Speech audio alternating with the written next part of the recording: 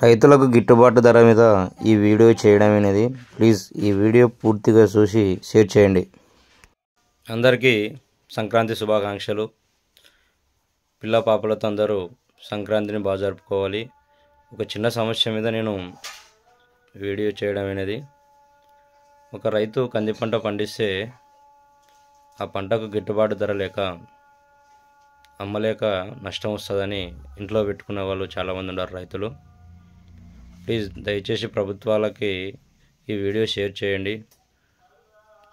కందులే కాదు ప్రతి ఒక్కటి రైతు పండించిన పంటకు గిట్టుబాటు ధర కల్పించాలని ప్రతి ఒక్కరికి షేర్ చేయండి. ఒక 1 మంత్ బ్యాక్ 10,000 రూపాయలు ఉండే ఒక కింటం కందులు, ఇప్పుడు 7,000 రూపాయల కంటే తక్కువ వచ్చింది. అంటే ఒక 1 మంత్లోనే 3,000 రూపాయలు తగ్గింది.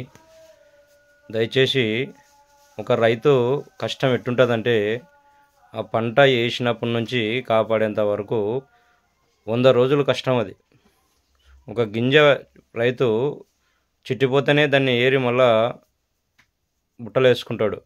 ప్లీజ్ దయచేసి రైతు కష్టం గుర్తించి రైతుకు గిట్టుబాటు ధర కల్పించాలని ఈ వీడియో చేయడం అనేది. చాలామంది రైతులు ఇండ్లలోనే కందుల పంట పండించుకొని ఇంట్లోనే పెట్టుకున్నారు, రేట్లు లేవని. ప్లీజ్ దయచేసి ప్రభుత్వాలు అందరికీ తెలియజేయడం ఏమనగా మన రైతులకి సపోర్టుగా ఉండాలని కోరుకుంటున్నాను. అదే ఒక శిలువకి నష్టం వస్తుందని మీరు శిలువ టికెట్లు పెంచమని చెప్తున్నారు.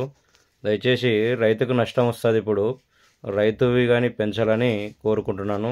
ప్లీజ్ రైతు పండించిన పంటకు ఒక ధర అనేది కేటాయించండి. ప్లీజ్ దయచేసి ధర తగ్గడమే ఉంది కానీ పెరగడం లేదు.